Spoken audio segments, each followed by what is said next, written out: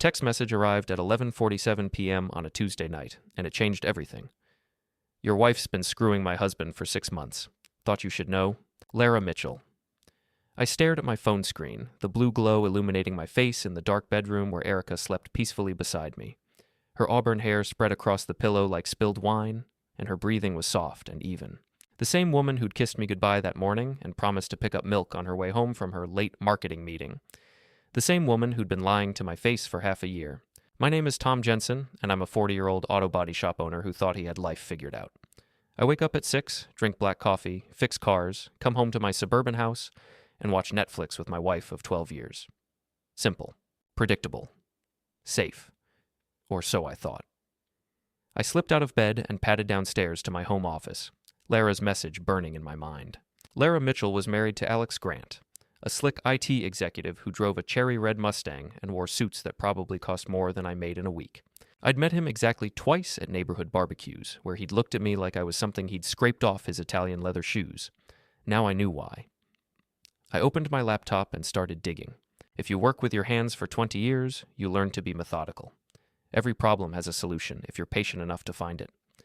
I pulled up our joint bank account first, then Erica's credit card statements, then her phone records. The digital trail of betrayal was easier to follow than I'd expected. Hotel charges, expensive dinners at restaurants we'd never been to together, phone calls that lasted hours, always when she thought I was asleep or at work.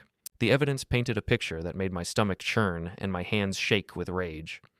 But I'm not the type to confront someone without all the facts. That's what separates mechanics from amateurs. We diagnose the whole problem before we start taking things apart. The next morning, I kissed Erica goodbye, like nothing had changed. She tasted like mint toothpaste and lies. Don't forget, I've got that client dinner tonight, she said, adjusting her blazer in the hallway mirror. Probably won't be home until late. Of course, I said. Work hard, honey. She smiled that perfect smile that had fooled me for 12 years and walked out the door. I waited exactly 3 minutes, then called my best friend Pete. I need you to do me a favor, I said when he picked up, and it's going to sound crazy. Pete Kowalski had been my business partner for 8 years and my friend for 15. He was the kind of guy who'd help you move a body without asking questions, though I hoped it wouldn't come to that. Shoot, he said. I need you to follow my wife today. Take pictures, document everything. There was a long pause. Tom, what the hell is going on? I'll explain later. Can you do it or not? Yeah, man, of course.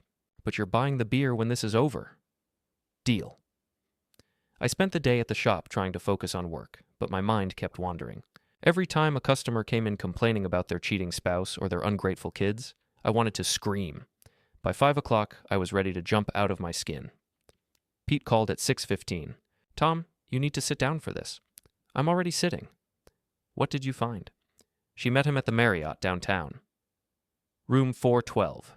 They've been there for 2 hours. My heart hammered against my ribs. Knowing something and having proof are two different things. Did you get pictures? Yeah, but Tom, there's more. I saw her leaving the hotel earlier this week, too. I didn't think much of it then, but now? How many times? At least 3 that I know of, maybe more. I closed my eyes and tried to process this. My wife of 12 years, the woman I'd trusted with everything, had been systematically destroying our marriage while I worked 60-hour weeks to pay for her lifestyle. There's something else, Pete said. I followed them to dinner after the hotel. They were with another guy, older, kind of rough-looking. They seemed to know him pretty well. That was interesting. Who was the third wheel in this sordid affair? Thanks, Pete. I owe you. What are you going to do? I'm going to think about it. But I'd already started planning. That night, Erica came home at 11:30 with her story about the difficult client and the long dinner. She even had a receipt from a restaurant, though Pete's photos showed she'd been somewhere completely different. The level of premeditation was almost impressive. How was your day? She asked, kicking off her heels. Same as always. Fixed some cars, made some money, thought about my beautiful wife. She smiled and kissed my cheek. You're sweet. I'm exhausted. Going to bed. I watched her walk upstairs, her hips swaying in that black dress I'd bought her for our anniversary. The same dress she'd worn to meet her lover. Over the next 2 weeks, I gathered evidence like a man possessed. I hired a private investigator named Jenny Walsh, coincidentally my sister's name, which felt like a good omen. Jenny was thorough, discreet, and expensive, but worth every penny. The picture she painted was worse than I'd imagined. Erica and Alex had been meeting regularly for 6 months, but their relationship went back further. Much further. They'd known each other in college, had dated briefly, and had reconnected at a professional conference last year. The third man Pete had seen was Derek Hoffman, Alex's business partner and apparently the brains behind whatever scheme they were running. Because it wasn't just an affair. They were planning to leave their respective spouses and start a new life together. With my money. Jenny's investigation revealed a series of transfers from our joint savings account to a private account Erica had opened without my knowledge. Small amounts at first, then larger ones. Over the past 3 months, she'd moved nearly $40,000, our entire emergency fund, plus money I'd been saving to expand the shop. The betrayal was complete and calculating. She wasn't just cheating on me, she was robbing me blind to fund her new life with another man. But I still wasn't ready to confront her. I needed the perfect moment, the perfect audience, the perfect revenge. The opportunity came in the form of an invitation. "Tom, honey, I have some exciting news," Erica said one evening over dinner. She was practically glowing with excitement, and for a moment I remembered why I'd fallen in love with her. Then I remembered the hotel receipts. "What's that?" "Alex and Larah are renewing their wedding vows next month. Big ceremony at the Riverside Country Club. They want us to come. I nearly choked on my pasta. The audacity was breathtaking. Alex was planning to renew his vows with his wife while screwing mine, and Erica thought this was exciting news. "That sounds wonderful," I managed. I wouldn't miss it for the world. The next 3 weeks passed in a blur of careful planning. I documented every lie, every secret meeting, every dollar stolen from our account. I compiled phone records, hotel receipts, photographs, and bank statements into a comprehensive dossier that would make a prosecutor weep with joy. But I wasn't planning to take this to court. I was planning something much more satisfying. The vow renewal ceremony was exactly as pretentious as I'd expected. The Riverside Country Club was decorated with white roses and fairy lights, and about 100 guests milled around, drinking champagne and making small talk. Larah Mitchell looked radiant in a cream-colored dress, completely unaware that her husband was planning to leave her for my wife. I felt sorry for her. She was about to have her world destroyed, just like I had. But sometimes collateral damage is unavoidable. Erica looked stunning in a navy blue cocktail dress, her hair pulled back in an elegant chignon. She worked the room like the professional she was, charming everyone with her wit and grace. The perfect wife, the perfect guest, the perfect liar. Alex stood at the front of the room in his expensive tuxedo, looking every inch the successful executive. His dark hair was perfectly styled, his smile was confident, and his eyes kept drifting to my wife. The arrogance in his expression made me want to punch him, but I had a better plan. The ceremony began at 7 o'clock. Larah and Alex stood before a flower-draped arch, while a minister talked about love, commitment, and faithfulness. The irony was so thick I could taste it. "Do you, Alexander, take Larah to be your wife, to have and to hold, in sickness and in health, for richer or poorer, for better or worse, as long as you both shall live?" Alex smiled at his wife. "I do." That's when I stood up. "Actually," I said, in a voice that carried across the entire room, "I don't think he does." Every head turned toward me. The room fell silent except for the soft music playing in the background. Erica's face went white, and Alex looked like he'd seen a ghost. "Tom!" Erica hissed. "What are you doing?" I pulled out my phone and connected it to the room's sound system, a little technical trick I'd learned from Pete, who'd helped me prepare for this moment. "Ladies and gentlemen," I announced, "I apologize for interrupting this beautiful ceremony, but I think everyone here deserves to know the truth about the happy couple." "Sir, please sit down," the minister said, but I ignored him. I pressed play on my phone, and Alex's voice filled the room through the speakers. It was a recording from one of his phone calls with Erica, captured by the listening device Jenny had helped me plant in my own house. "I can't wait to get away from Larah," Alex's voice said clearly. "She's so boring, so predictable, nothing like you, baby. Once we get enough money saved up, we can disappear together. Maybe Europe, maybe the Caribbean. Somewhere she'll never find us." Erica's voice responded, "What about Tom?" "He's going to be devastated." "Tom's a loser," Alex's voice continued. "He works with his hands like some kind of peasant. You deserve better than that, Erica. You deserve me." The room erupted in shocked whispers. Larah Mitchell stood frozen at the altar, her bouquet trembling in her hands. Alex was frantically trying to get to me, but the crowd blocked his path. But I wasn't done. "That was recorded 3 days ago," I announced. "But wait, there's more." I switched to a different recording, this one from just last week. "The money transfer went through," Erica's voice said. "Another 10,000 from the joint account. Tom still hasn't noticed." "Perfect," Alex replied. "How much do we have now?" "Almost 50,000 total. Enough to start over somewhere new. I can't believe how easy this has been. Tom trusts me completely. The poor fool actually thinks I love him." They laughed together on the recording, and the sound cut through me like a knife. But seeing the horror on their faces as their own words condemned them made it worth the pain. Larah Mitchell dropped her bouquet and slapped her husband across the face with a sound that echoed through the room. "You bastard!" she screamed. "You lying, cheating bastard!" Alex tried to grab her hands. "Larah, I can explain." "Explain what?" "How you've been screwing my neighbor while planning to steal her husband's money? How you made me renew our vows while you were planning to leave me?" The crowd was in chaos now. Some people were trying to leave, others were pulling out their phones to record the drama. The minister had given up trying to restore order and was just standing there with his mouth open. But I still wasn't finished. "Alex," I called out over the noise, "I have something that belongs to you." I reached into my jacket and pulled out a manila envelope. "These are copies of all the bank records showing how you and my wife stole $50,000 from our joint account. There are also copies of hotel receipts, phone records, and about 100 photographs of you two together." I held up the envelope so everyone could see it. "The originals are already with my lawyer and my accountant. Oh, and I've frozen all of our joint accounts as of this morning. Erica, honey, I hope you have some cash saved up because you're not getting another penny from me." Erica finally found her voice. "Tom, please let me explain." "Explain what?" "How you've been lying to me for 6 months while stealing my money to fund your affair. How you were planning to run off with this piece of trash while I worked myself into the ground paying for your lifestyle." I walked toward the front of the room, and the crowd parted like the Red Sea. "No, Erica, I think you've explained enough. We all heard it in your own words." Alex stepped forward, his face red with rage and embarrassment. "You son of a bastard, you ruined everything." "I ruined everything?" I laughed, and it sounded harsh even to my own ears. "Alex, you ruined everything the moment you decided to screw my wife. I just made sure everyone knew about it." He swung at me then, a clumsy haymaker that I saw coming from a mile away. I ducked easily. 20 years of working with my hands had kept me in better shape than his gym membership and personal trainer had kept him. His momentum carried him forward, and he stumbled into a table full of champagne glasses. The crash was spectacular. Glass shattered, champagne splashed everywhere, and Alex went down hard, his expensive tuxedo soaked and his dignity in tatters. The room fell silent again except for Alex's groaning and the tinkling of falling glass. "Ladies and gentlemen," I announced, "the renewal ceremony is over."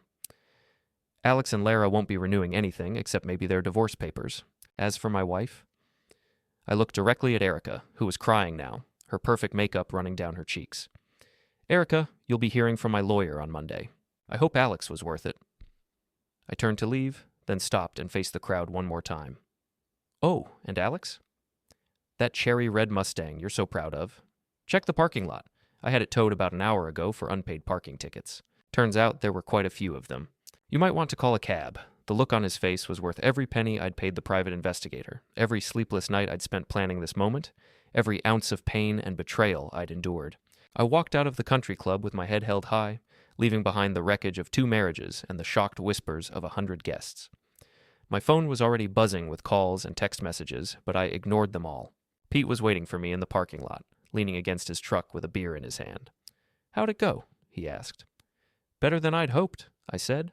"Much better." He handed me a beer, and we stood there in comfortable silence for a moment, watching the chaos through the country club's windows. "So what now?" Pete asked, his voice casual, though I could see him studying me out of the corner of his eye, waiting to see if I'd finally crack or if I was really as calm as I sounded.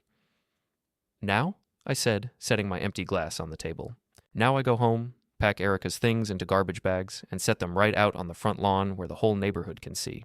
Then I change the locks, cancel her credit cards, pull her name off every joint account, and call a lawyer to file for divorce first thing in the morning." Pete whistled low. "Cold." "Not cold," I said evenly. "Just overdue. She wanted to play games with my life, with my money, with my trust. Fine. Game over. I'm done." "And after that?" he pressed, clearly curious if I had a plan beyond anger. I leaned back, savoring the taste of the last swallow of beer, and let myself smile for the first time in weeks. "After that, I start fresh. No parasites, no liars, no cheaters. Just me, my shop, and people I can actually trust. I rebuild my life the way it should have been all along." Pete raised his bottle in a little salute. "Sounds like a plan, brother. A damn good one."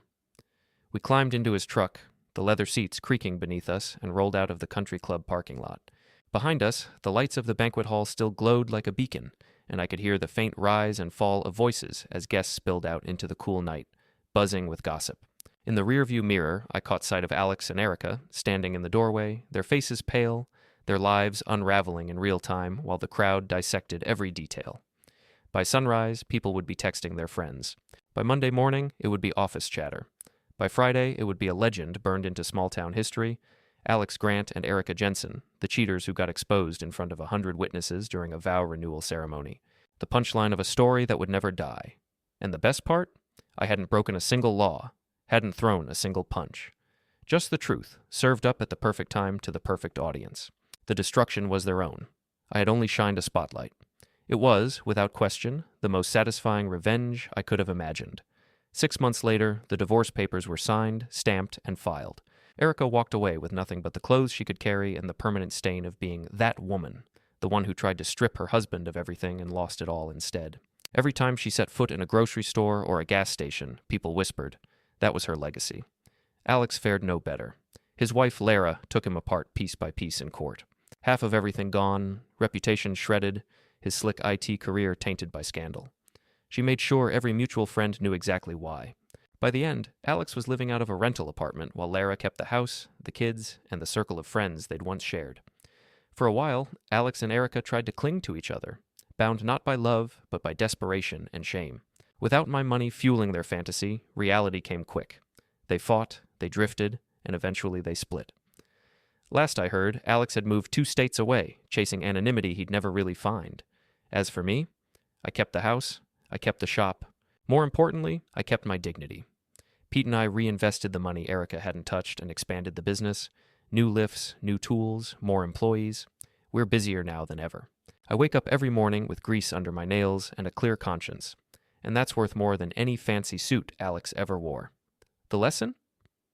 Sometimes revenge isn't about screaming, swinging, or even striking back. Sometimes the sharpest blade is the truth itself, slow, surgical, and wielded at the precise moment when it will hurt the most and, oddly, heal you in the process. The truth has teeth. It chews through alibis, splinters lies, and when you deliver it to the right crowd, it doesn't merely set you free. It leaves the liars choking on the wreckage they built themselves. That realization settled over me like a hood. Suddenly, all the little slights made sense. The condescending smiles at neighborhood barbecues, the way Alex Grant always talked over me in a circle of men, the way he'd look at my shop like it was charmingly quaint but fundamentally beneath him. He hadn't just been looking down on me, he'd been sliding into my life the way termites slide into dry wood. And while I fixed transmissions and replaced bumpers, he was stealing everything that mattered in another way. I opened my laptop and went to work the way I always had, methodical, patient, relentless. Mechanics learn to be like that out of necessity. You don't yank a transmission apart until you've checked the mounts, the fluid, the diagnostics. Rush the job, and you wreck more than the part. Treat a marriage like a car, and you diagnose before you disassemble. I started with the simplest things and moved outward. Joint bank account first, balances, odd transfers, the cadence of withdrawals, Erica's credit card statements next, unfamiliar merchant names, late-night charges. Then our family plan phone records, timestamps, durations, repeated numbers. I traced the line until it led me where I suspected. Hotel charges at downtown places with concierge names I didn't recognize, dinners at restaurants with menus that made a mechanic choke at the pricing, long calls during my night shifts that always ended before I came home. The trail was almost idiotically neat, probably because she assumed I'd never look. That's the obscene arrogance of a liar. They give themselves away while thinking they're clever. Marriott reservation on a Thursday night, 2 nights booked in November, a cab charge to a valet service downtown, an Amex charge at a men's boutique, multiple text message threads timed perfectly between her late meetings. The numbers matched up. The receipts, the GPS ping on a rental car app, a little thing I discovered buried in an email forwarding, the photos accidentally uploaded to our shared cloud, all of it lined up like a mechanic's diagnostics readout. Clear indicators, no smoke, no guesswork. Rage is hot, immediate, and stupid. I let that burn through once, then I put it back in my pocket and made a plan. You don't confront something like this on the basis of feeling, you confront with facts. A quiet, incontrovertible file that lets the world decide for you. That's the difference between an angry man and a man whose life is about to be rewritten in his favor. The next morning, I kissed Erica goodbye like nothing had happened. She was immaculate, navy blazer, hair tucked just so, that practiced soft laugh reserved for polite conversation. Mint toothpaste on her breath, and the same lie she'd rehearsed for months. I'll be late, client dinner. I watched her back out of the driveway, her car's tail lights blinking like a small, oblivious red warning. She didn't look back. Why would she? She'd already decided my life was predictable enough not to require her glance. 3 minutes after she was gone, I called Pete. "Jensen's auto body, this is Pete," his voice said on the second ring. Gruff, efficient, the background a familiar orchestra of air compressors and radio static. "Pete, I need a favor. It's going to sound crazy I didn't bother with Prelude. There wasn't time for it, and the adrenaline made me sharp." He hesitated a beat. Pete and I had a history that went back 15 years. He'd been the one who'd helped me buy my first lift, the one who'd bailed me out when a supplier shorted me on parts. He was big and solid, and the kind of man you could hand a problem to and trust to either fix it or bury it, depending on what you asked. "Shoot," he said finally. "You know I'm good for it. I need you to follow my wife today. Tail her, take pictures, get license plate numbers, whatever you can. Document everything. I need timestamps, receipts, faces. No drama, no confrontation. If she goes to a hotel, get a photo of the hotel sign and the plate. If she meets someone, get a face, get a name. Do you understand?" Silence filled the line for a breath. Then the shop's background noises returned, the pings and clanks of a normal Tuesday. "Tom, what the hell is going on?" Pete asked. But there was a steadiness now, a preparedness in his question. He believed me enough to move without a sermon. "I'll explain later. Can you do it or not?" I heard the practical part of him evaluate the risk, the cost in time, the moral ledger of getting mixed in, and then the loyalty. Pete's voice softened at the edges with the answer. "Yeah, I'll do it. How long you want me on this?" "From now until midnight. Discretion.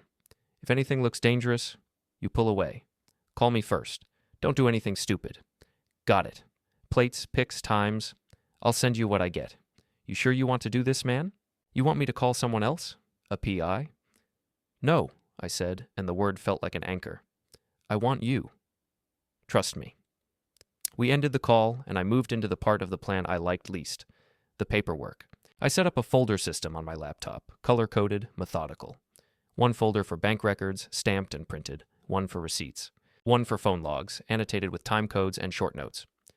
11th of 19:42 p.m., long call to 312-555-0198, duration 01:13:07.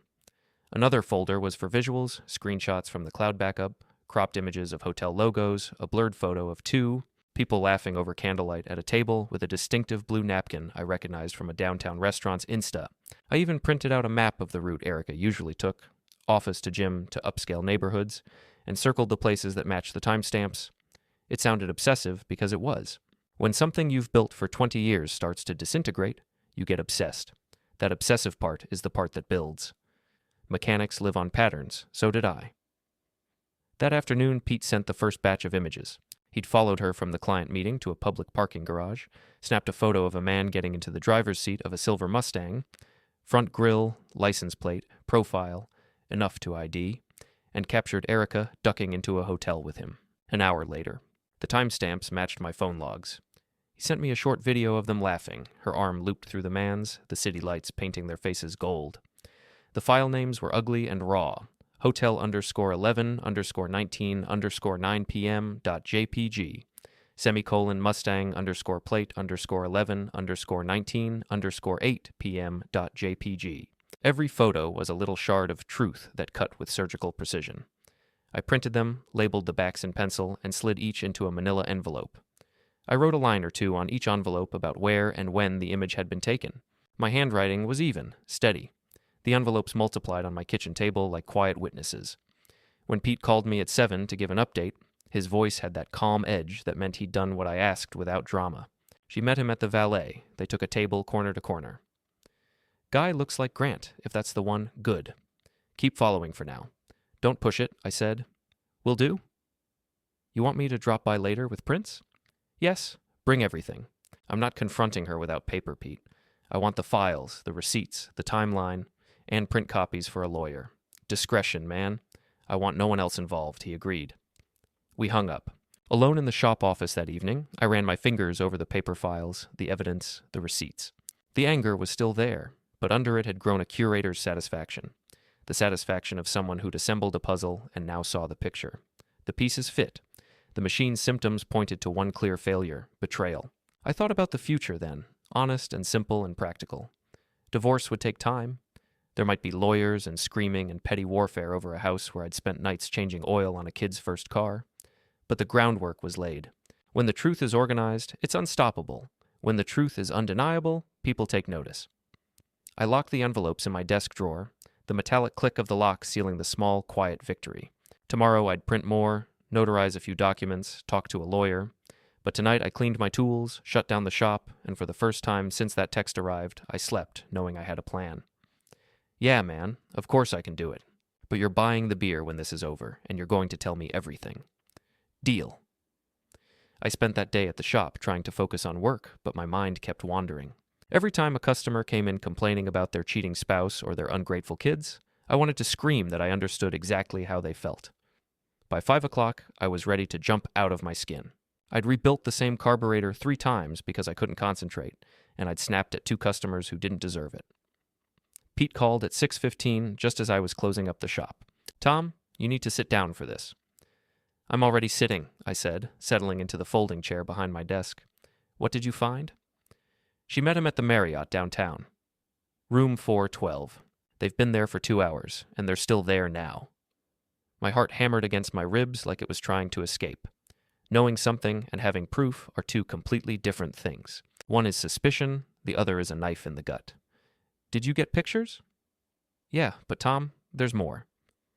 I saw her leaving the same hotel earlier this week when I was downtown getting parts. I didn't think much of it then, but now... How many times?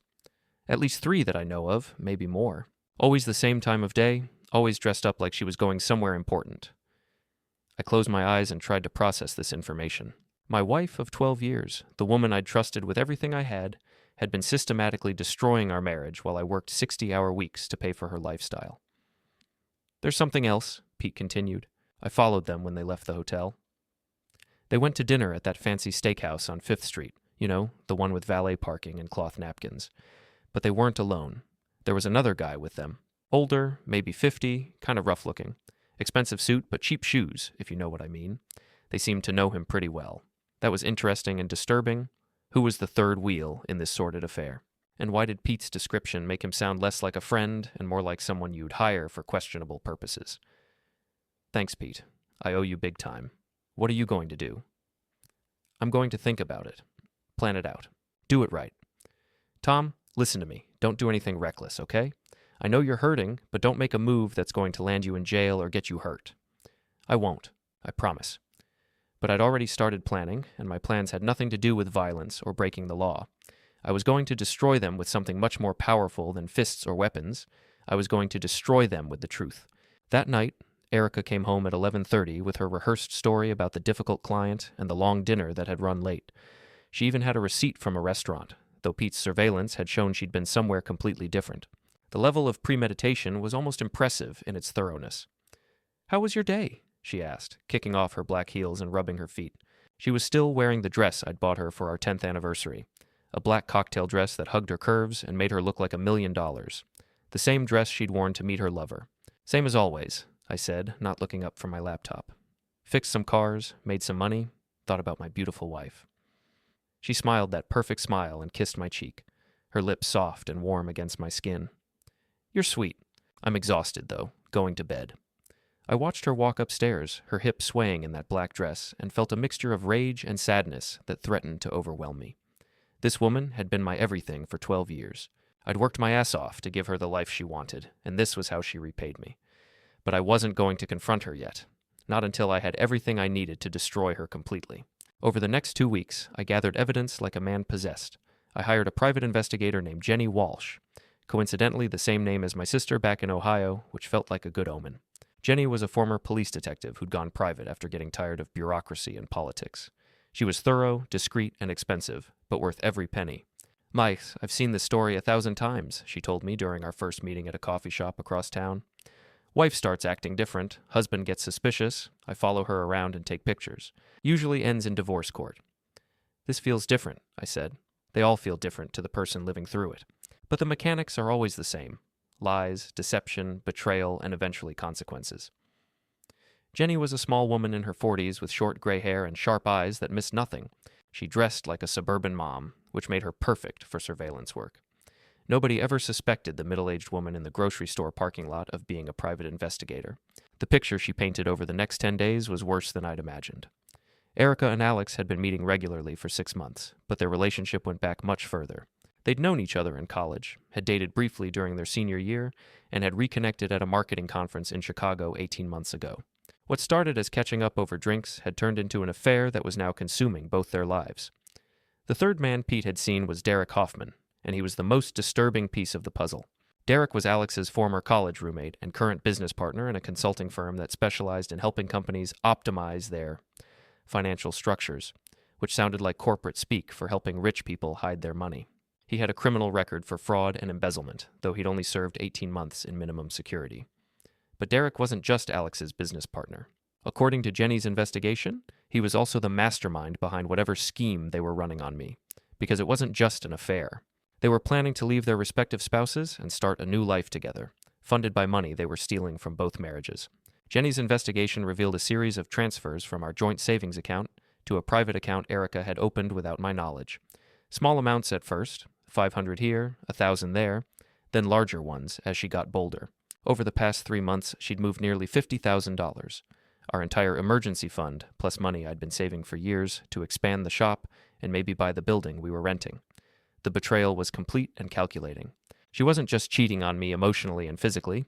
She was robbing me blind to fund her new life with another man. And based on Jenny's research, Alex was doing the same thing to his wife, Larah. They're planning to disappear, Jenny told me during our final meeting. I found airline reservations to Costa Rica for next month, one-way tickets under assumed names. They've been planning this for months. What about Derek? He's the money man.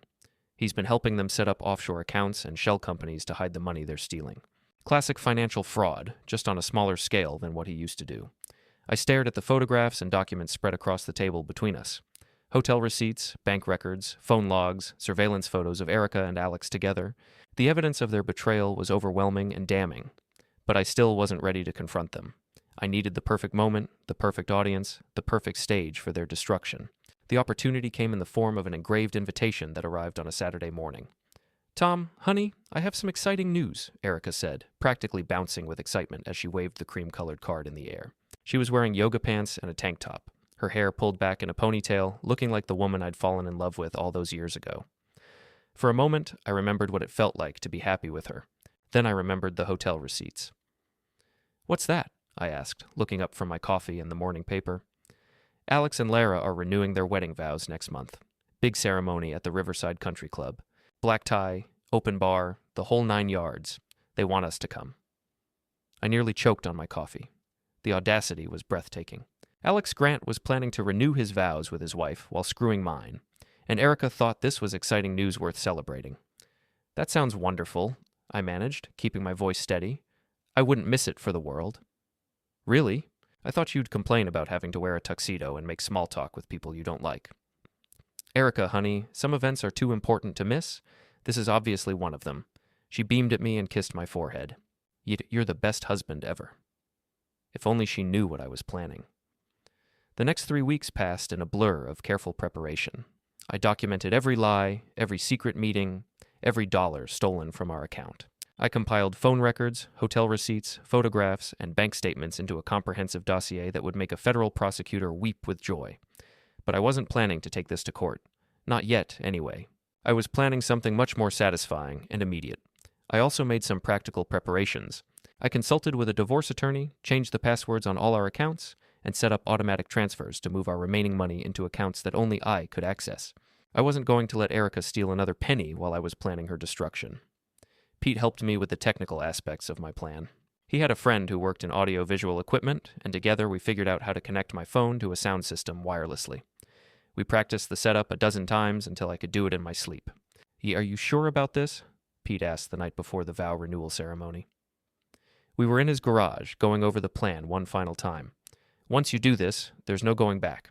Your marriage is over, Alex's marriage is over, and everyone in town is going to know about it."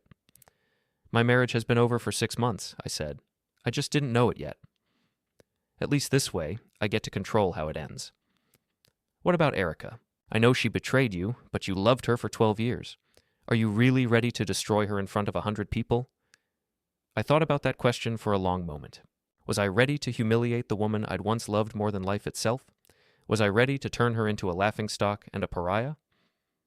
She made her choice when she decided to cheat on me and steal my money, I said finally. Now she gets to live with the consequences.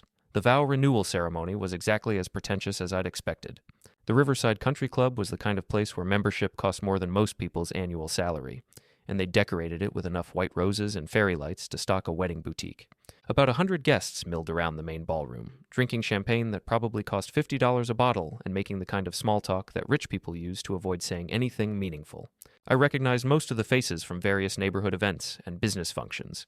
There was Mayor Patricia Williams, looking elegant in a silver dress that probably cost more than my monthly mortgage payment.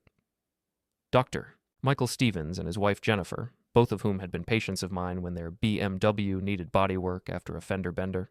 The Hendersons from 3 houses down, the Johnsons from the next street over, and at least 24 other couples I'd seen at barbecues and block parties over the years.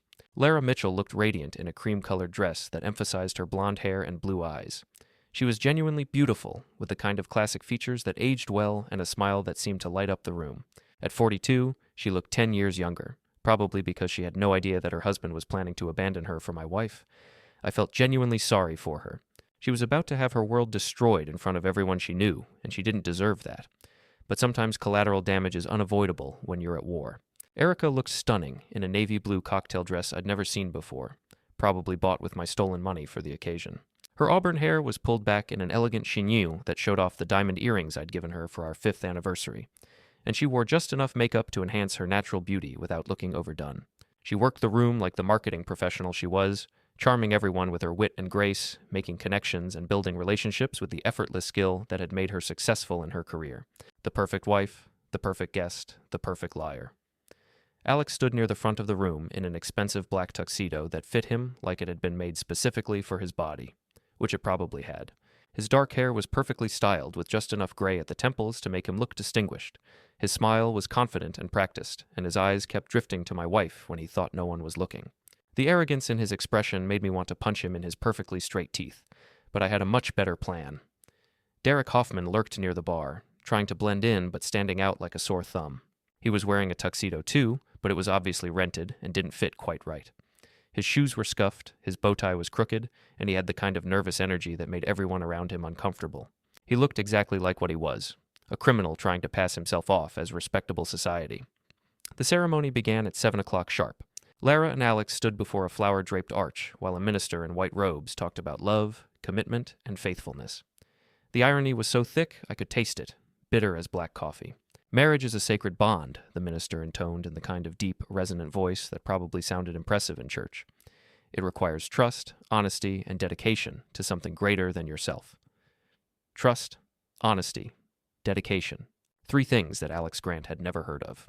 Do you, Alexander James Grant, take Larah Elizabeth Mitchell Grant to be your wife, to have and to hold, in sickness and in health, for richer or poorer, in sickness and in health, for better or for worse, for richer or poorer, for better or for worse, for richer or poorer, for better or for worse, for richer or poorer, for better or for worse, for richer or poorer, for better or for worse, for richer or poorer, for better or for worse, for richer or poorer, for better or for worse, for richer or poorer, for better or for worse, for richer or poorer, for better or for worse, for richer or poorer, for better or for worse, for richer or poorer, for better or for worse, for richer or poorer, for better or for worse, for richer or poorer, for better or for worse, for richer or poorer, for better or for worse, for richer or poorer, for better or for worse, for richer or poorer, for better or for worse, for richer or poorer, for better or for worse, for richer or poorer, for better or for worse, for richer or poorer, for better or for worse, for richer or poorer, for better or for worse, for richer or poorer, for better or for worse, for richer or poorer, for better or for worse, for richer or poorer, for better or for worse, for richer or poorer, for better or for worse, for richer or poorer, for better or for worse, for richer or poorer, for better or for worse, for richer or poorer, for better or for worse, for richer or poorer, for better or for worse, for richer or poorer, for better or for worse, for richer or poorer, for better or for worse, for richer or poorer, for better or for worse, for richer or poorer, for better or for worse, for richer or poorer, for better or for worse, for richer or poorer, for better or for worse, for richer or poorer, for better or for worse, for richer or poorer, for better or for worse, for richer or poorer, for better or for worse, for richer or poorer, for better or for worse, for richer or poorer, for better or for worse, for richer or poorer, for better or for worse, for richer or poorer, for better or for worse, for richer or poorer, for better or for worse, for richer or poorer, for better or for worse, for richer or poorer, for better or for worse, for richer or poorer, for better or for worse, for richer or poorer, for better or for worse, for richer or poorer, for better or for worse, for richer or poorer, for better or for worse, for richer or poorer, for better or for worse, for richer or poorer, for better or for worse, for richer or poorer, for better or for worse, for richer or poorer, for better or for worse, for richer or poorer, for better or for worse, for richer or poorer, for better or for worse, for richer or poorer, for better or for worse, for richer or poorer, for better or for worse, for richer or poorer, for better or for worse, for richer or poorer, for better or for worse, for richer or poorer, for better or for worse, for richer or poorer, for better or for worse, for richer or poorer, for better or for worse, for richer or poorer, for better or for worse, for richer or poorer, for better or for worse, for richer or poorer, for better or for worse, for richer or poorer, for better or for worse, for richer or poorer, for better or for worse, for richer or poorer, for better or for worse, for richer or poorer, for better or for worse, for richer or poorer, for better or for worse, for richer or poorer, for better or for worse, for richer or poorer, for better or for worse, for richer or poorer, for better or for worse, for richer or poorer, for better or for worse, for richer or poorer, for better or for worse, for richer or poorer, for better or for worse, for richer or poorer, for better or for worse, for richer or poorer, for better or for worse, for richer or poorer, for better or for worse, for richer or poorer, for better or for worse, for richer or poorer, for better or for worse, for richer or poorer, for better or for worse, for richer or poorer, for better or for worse, for richer or poorer, for better or for worse, for richer or poorer, for better or for worse, for richer or poorer, for better or for worse, for richer or poorer, for better or for worse, for richer or poorer, for better or for worse, for richer or poorer, for better or for worse, for richer or poorer, for better or for worse, for richer or poorer, for better or for worse, for richer or poorer, for better or for worse, for richer or poorer, for better or for worse, for richer or poorer, for better or for worse, for richer or poorer, for better or for worse, for richer or poorer, for better or for worse, for richer or poorer, for better or for worse, poorer, for better or worse, as long as you both shall live? Alex smiled at his wife with what looked like genuine affection. I do. That's when I stood up. Actually, I said in a voice that carried across the entire ballroom, I don't think he does. Every head in the room turned toward me. Conversation stopped mid-sentence, champagne glasses paused halfway to lips, and the soft classical music playing in the background suddenly seemed deafeningly loud. Erica's face went white as fresh snow, and Alex looked like he'd seen his own ghost. Tom! Erica hissed from across the room. What are you doing? I pulled out my phone and walked toward the front of the room, my footsteps echoing on the polished marble floor. I'd practiced this moment a dozen times, but actually doing it felt surreal, like I was watching someone else's life unfold. Ladies and gentlemen, I announced, connecting my phone to the room's wireless sound system with the equipment Pete had helped me prepare. I apologize for interrupting this beautiful ceremony, but I think everyone here deserves to know the truth about the happy couple. Sir, please sit down, the minister said, his voice shaking with nervous authority. This is highly irregular. You're absolutely right, Reverend, I said. This whole situation is highly irregular. But don't worry, I'll make it regular again in just a moment. I pressed play on my phone, and Alex's voice filled the room through the speakers, crystal clear and unmistakably his. It was a recording from one of his phone calls with Erica, captured by the listening device Jenny had helped me legally install in my own house. I can't wait to get away from Larah, Alex's voice said with casual cruelty. She's so boring, so predictable, so freaking vanilla. Nothing like you, baby. You're exciting, you're dangerous, you're everything she's not. Once we get enough money saved up, we can disappear together. Maybe Europe, maybe the Caribbean, maybe somewhere in South America. Somewhere she'll never find us, and we can start fresh. Erica's voice responded, slightly distorted by the phone connection, but clearly audible. What about Tom? He's going to be devastated when he finds out. He really loves me, in his own simple way. Tom's a freaking loser, Alex's voice continued with vicious contempt. He works with his hands like some kind of peasant, comes home covered in grease and motor oil, watches TV shows about fishing and hunting. You deserve so much better than that, Erica.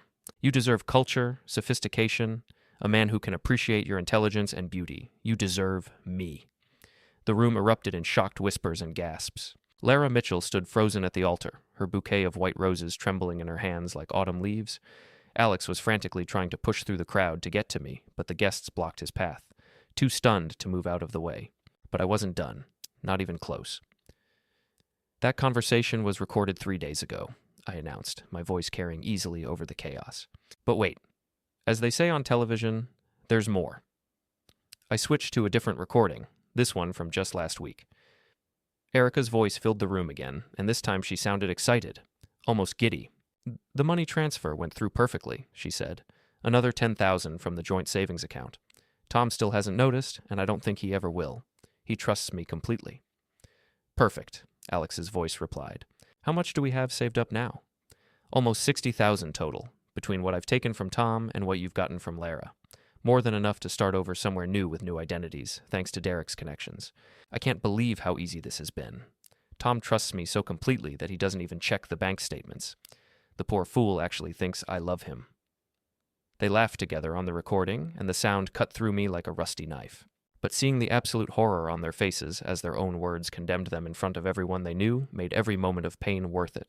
Larah Mitchell dropped her bouquet and slapped her husband across the face with a sound that echoed through the ballroom like a gunshot. "You bastard!" she screamed, her voice breaking with rage and betrayal. "You lying, cheating, stealing bastard!" Alex tried to grab her hands, his perfect composure finally cracking.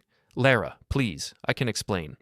"Explain what?" she shouted, tears streaming down her face and ruining her carefully applied makeup. "How you've been screwing my neighbor while planning to steal her husband's money? How you made me renew our vows while you were planning to abandon me for another woman? How you've been lying to my face for months while stealing from both our families." The crowd was in complete chaos now. Some people were trying to leave, pushing toward the exits in embarrassment and shock. Others were pulling out their phones to record the drama, because nothing spreads faster than scandal in a small community. The minister had given up trying to restore order and was just standing there with his mouth hanging open like a fish. But I still wasn't finished. I had one more surprise for Alex Grant. "Alex," I called out over the noise, my voice cutting through the chaos like a blade. "I have something that belongs to you." I reached into my jacket and pulled out a thick manila envelope, holding it up so everyone in the room could see it clearly. These are copies of all the bank records showing how you and my wife have stolen over $60,000 from our respective accounts over the past 6 months. There are also copies of hotel receipts going back to last October, phone records showing hundreds of calls between you two, and approximately 200 photographs of you together in various compromising situations. I held the envelope higher, like a trophy. The originals are already with my lawyer, my accountant, and the FBI's white-collar crime division, because stealing money across state lines makes this a federal case. Oh, and Alex, I've frozen all of our joint accounts as of this morning, and I've had your business assets seized pending investigation of your partner Derek's involvement in this scheme. Derek Hoffman tried to run at that moment, pushing through the crowd towards the back exit, but 2 men in dark suits stepped out from behind a pillar and blocked his path. FBI agents who'd been waiting for my signal. "Derek Hoffman," one of them announced, showing his badge. "You're under arrest for conspiracy to commit wire fraud and money laundering." The chaos in the room reached a crescendo as Derek was handcuffed and led away, cursing and struggling against the agents. Several guests screamed, others pulled out their phones to call 911 or their lawyers, and at least 3 people fainted from the shock. Erica finally found her voice, pushing through the crowd to reach me with tears streaming down her face. "Tom, please, let me explain." "Explain what?" I asked, my voice unnervingly calm amidst the chaos. "How you've been lying to me for 6 months while stealing my money to fund your affair.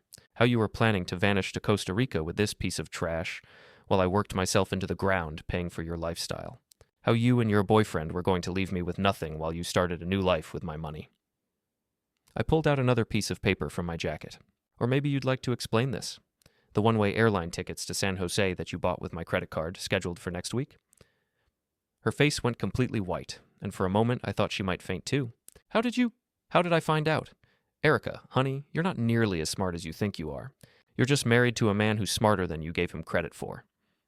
Alex stepped forward then, his face red with rage and embarrassment, his perfect tuxedo disheveled from trying to push through the crowd. "You son of a bastard, you've ruined everything." "I ruined everything?" I laughed, and it sounded harsh and bitter even to my own ears.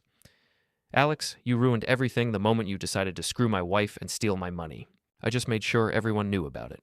He swung at me then, a clumsy haymaker thrown by a man who'd probably never been in a real fight in his life. I saw it coming from a mile away. 20 years of working in auto shops had taught me to watch for flying tools and angry customers, and Alex telegraphed his punch like he was semaphoring ships. I ducked easily, my reflexes sharp from years of physical work, and his momentum carried him forward into a table full of champagne glasses and appetizers. The crash was spectacular. Crystal shattered, champagne splashed everywhere, caviar and shrimp flew through the air like expensive confetti, and Alex went down hard in the middle of it all, his $1,000 tuxedo soaked and ruined. The room fell silent again, except for Alex's groaning and the tinkling of falling glass. "Ladies and gentlemen," I announced into the sudden quiet, "I'm afraid the vow renewal ceremony is officially over. Alex and Larah won't be renewing anything except maybe their divorce papers and their legal representation. As for my wife..." I looked directly at Erica, who was still crying, her perfect makeup running down her cheeks in black streaks. "Erica, you'll be hearing from my lawyer first thing Monday morning. I hope Alex was worth losing everything for." I turned to leave, then stopped and faced the crowd one more time. "Oh, and Alex? That cherry red Mustang you're so proud of? The one you've been using to drive to your secret meetings with my wife? You might want to check the parking lot. I had it repossessed about an hour ago for the loan you defaulted on when I had your assets frozen. You might want to call a cab. Or maybe Derek can give you a ride. Oh wait, he's in federal custody now." The look on Alex's face as he lay there in a puddle of champagne and broken glass was worth every penny I'd paid Jenny, every sleepless night I'd spent planning this moment, every ounce of pain and betrayal I'd endured over the past 6 months. I walked out of the country club with my head held high, leaving behind the wreckage of 2 marriages and the shocked whispers of 100 guests who would be talking about this night for years to come. My phone was already buzzing with calls and text messages, but I ignored them all. Pete was waiting for me in the parking lot, leaning against his pickup truck with a beer in his hand and a huge grin on his face. "Jesus Christ, Tom," he said, shaking his head in amazement. "That was the most beautiful thing I've ever seen. You didn't just burn those bridges, you napalmed them." "How much of it did you hear?" "All of it. I was standing by the back door the whole time. Half the people in there are going to need therapy after what you just did." He handed me a beer from the cooler in his truck bed, and I took a long, grateful drink. The beer was ice cold and tasted like victory. "So what happens now?" Pete asked. "Now I go home, pack Erica's things, and put them on the front lawn before she gets there. Then I change the locks, cancel her credit cards, and wait for my lawyer to call." "What about the criminal charges?" "That's up to the FBI now. Derek's definitely heading to prison. He's a repeat offender, and this time they have him for sure. Alex and Erica might get probation if they cooperate and pay restitution, but their reputations are ruined either way." "And after that?" I took another drink of beer and smiled for the first time in months. "After that, I rebuild my life without any lying, cheating, stealing parasites in it. Maybe expand the shop, maybe travel a little, maybe even start dating again someday. The world's full of possibilities when you're not being robbed blind by your own wife." "Sounds like a hell of a plan."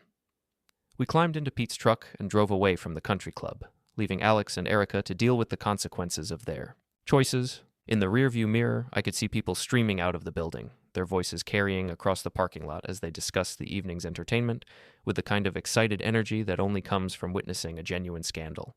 By Monday morning, the story would be all over town. By the end of the week, it would be legendary. Alex Grant and Erica Jensen, the cheating couple who got exposed and arrested at a vow renewal ceremony in front of 100 witnesses.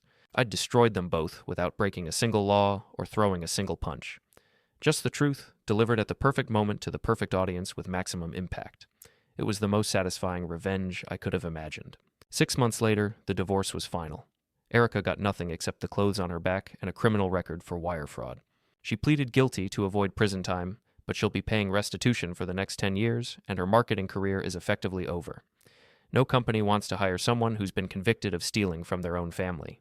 Alex's marriage to Larah ended even more spectacularly than mine. She took him for half of everything in their divorce, plus additional damages for emotional distress and fraud. She also made sure all of their mutual friends and business contacts knew exactly why their marriage had ended, which destroyed what was left of his professional reputation. Alex and Erica tried to make their relationship work for a while after everything fell apart. But without my money funding their fantasy, and with the stress of criminal proceedings hanging over them, reality set in pretty quickly. Last I heard, they'd broken up and Alex had moved to Phoenix to escape the gossip and scandal that followed him everywhere in our city. Derek got 5 years in federal prison for his role in the scheme, and his business assets were seized to pay restitution to his victims. Turns out Erica and I weren't the only ones he'd been helping people steal from. The FBI found evidence of at least 6 other similar schemes he'd been running over the past 3 years. As for me, I kept the house, kept the shop, and kept my dignity. Pete and I expanded the business with the money Erica hadn't managed to steal, and were doing better than ever. We bought the building we'd been renting, hired 2 more mechanics, and added a paint booth that's brought in a lot of high-end restoration work. I learned something important from the whole experience. Sometimes the best revenge isn't getting mad or getting even. Sometimes the best revenge is simply letting people destroy themselves with their own choices, then making sure everyone gets to watch it happen at exactly the right moment. The truth has a way of setting you free, especially when you share it with the right audience at the perfect time. And there's nothing more satisfying than watching someone who thought they were smarter than you realize they were wrong about everything.